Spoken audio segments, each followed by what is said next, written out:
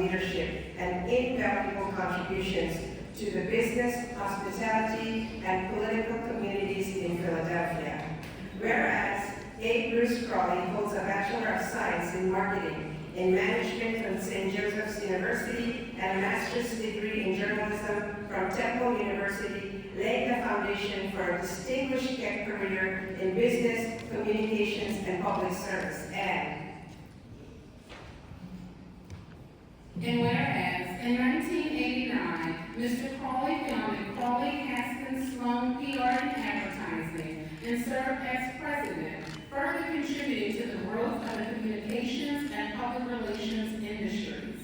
And whereas in 1993, he founded the Philadelphia African American Chamber of Commerce and served as chairman for 13 years, significantly advancing the economic interests of African American businesses in the region. And whereas, I'm adding this clause, in 2000, I had the opportunity to initially meet A. Bruce Crawley while working for former council member Blondell Reynolds Brown. And whereas in 2006, he founded Millennium 3 Management Incorporated, a full-service marketing and communications firm where he currently serves as president and principal owner. And it's not really dedicated to that. Yes, it is. Whereas Crawley has been deeply involved in Philadelphia's hospitality industry, serving as a member of the Philadelphia Convention and Visitors Bureau and chair of their board for 5 years. He co-founded the Convention Bureau's Multicultural Affairs Congress and is a founding member of Visit Philadelphia, demonstrating his commitment to enhancing the city's tourism and hospitality sectors. And whereas Crawley also served as a campaign manager and communications consultant for numerous state and local elected officials, and played a key role as communications consultant for former Mayor John F. Street from his time as Philadelphia City Council President through his first term as mayor. And whereas from 2006 to 2014, Crawley served as a member of the Executive Committee, the Audit Committee, and as chairman of the Board Level Committee on Diversity, Equity, and Inclusion at Independence Health Group, which is the parent company of Independence Blue Cross. And no, that will like a popular figure in Congress. You got it? Yes, very exciting. As I said, Liberty Legend, I met Bruce in the 90s, man, and yeah, what a guy. Whereas he also served as chairman of the Collaboration for IT and Communications Excellence and organized providing computer labs and IT training for junior high school students in disadvantaged rural regions of Ghana, reflecting his commitment to global education and development. And whereas Mr. Crawley held several influential roles in the nonprofit sector, including as former board member and chair of the Grant Management Committee for the Children's Literacy Initiative, and as a member of the Philadelphia Office of Economic Opportunity and Advisory Committee, and whereas he served as a trustee at St. Joe's Preparatory School, and for 9 years on the Board of Trustees at St. Joe's University, where he was a member of the Executive Committee and chair of Enrollment and Marketing Committee. He continues to serve as a member of the Board of Visitors for the Hobbs School of Business at St. Joe's University. And whereas Mr. Crawley is a former chair of the Urban League of Philadelphia, former board member of the National Urban League, former chair of Philadelphia's UNCF Alabama. He currently serves as the chairman of the board of the Richard Allen New Generation, and he is an active member of Kappa Alpha Psi Fraternity Incorporated. And whereas Mr. Crawley has received significant recognition for his exceptional contributions in this field, including being inducted into the Temple University Klein College of Media and Communications Alumni Hall of Fame in 2004, and into the St. Joseph University Hall School of Business School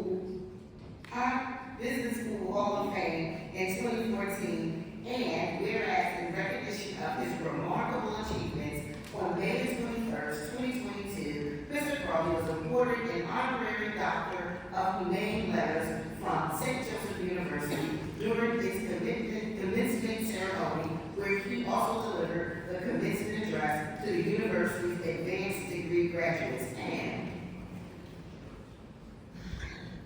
whereas since the fall of 2024, Mr. Crawley has co-hosted Dishing with Patricia, a daily audio podcast alongside Patricia Marshall Harris, in which they offer insightful discussions on current civic, economic, political, and wellness matters from around the world.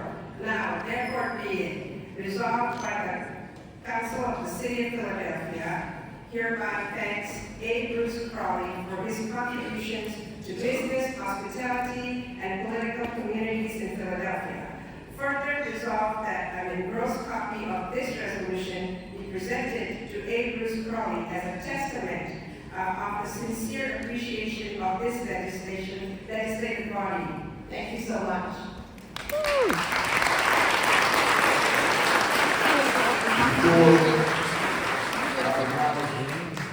Mr. Crawley for remarks. Now joining him is the president of the NAACP, President Catherine Hicks. Thank you for joining us. And also want to acknowledge one of his mentees. So we had to make this happen. You see any of those cool videos of me on Instagram. Oh, man. Last week, Corners is the work of this young lady who's the Deputy Communications Director of City Council, Ms. Megan Washington.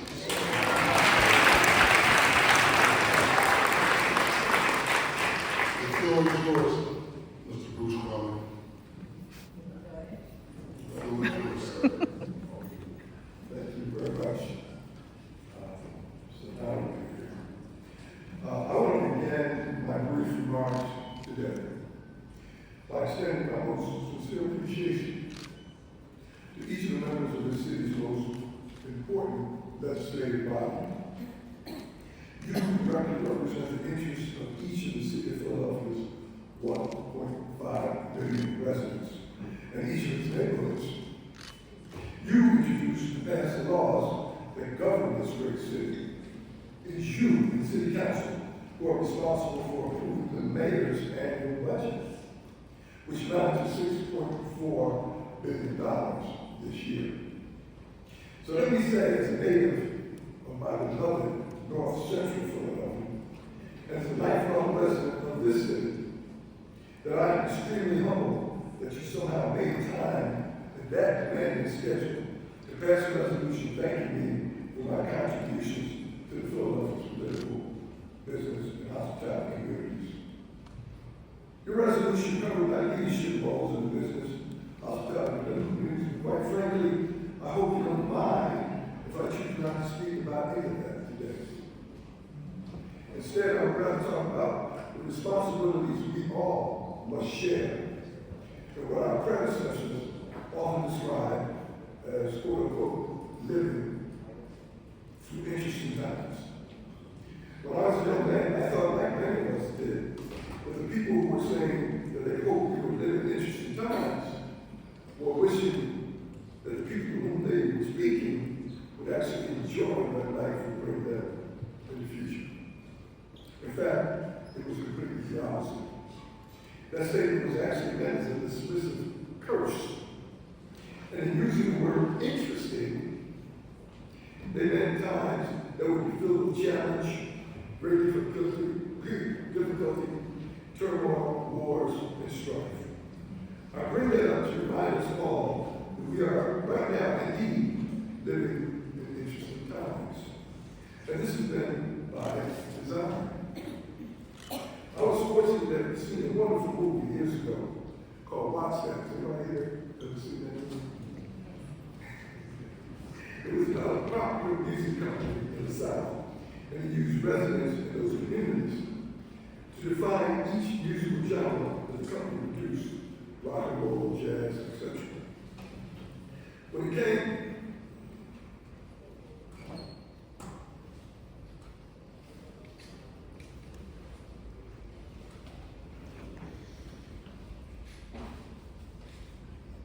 No. I was younger, I remember I used to We came to the part where the movie wanted to define what the musical genre called the blues was about. The camera focused tightly on a group of older black men who were clearly economically challenged. At that point, one of those men looked directly into the camera and said, and I quote, "I've been down so long, that getting up don't even cross my mind." That quote has stayed with me for my entire life because it was a clear political statement. He absolutely recognized that those in power had successfully worked over all his years on earth to deprive him of having fair social and economic opportunity. That had gone on for so long that he had become resigned to the belief that he and his family were powerless to improve their circumstances. So he just stopped thinking about ways that would make things better for his family. At the great risk of sounding too political in these bipartisan state and government changes, I feel obligated nevertheless to say, since you invited me, to say that in my opinion, the current federal administration has been working overtime since January of this year to instill that kind of fear and hopelessness into the vast majority of Americans who happen not to be millionaires or otherwise extremely wealthy. All the buttons are being pushed. Every constitutional right is being challenged or ignored. Access to economic, social, and healthcare opportunity is being erased with the stroke of a pen, no benefits. Immigration was brought from Nina, Pinta, San Juan, and hordes of slave ships in North America that's now been cast as an abominable evil. And those who can't prove that their ancestors were not born in this country are no longer welcome, but are being captured on the streets of the United States and mass deported to maximum security prisons in places like Salvador, Guantanamo, Sudan, and Rwanda. That's not in any way normal. People are suffering unnecessarily, and people are dying as a result of these petty, racist, and class-based actions. You be kind enough to recognize me and others over the past years for making contributions to society at civic and community levels, yet there seems to be pressing no interest in further encouraging, beyond these proclamations, the kind of community and grassroots involvement that might bring solutions to these larger, insidious, and anti-American policies that we're seeing online and virtually all of our traditional media outlets every day.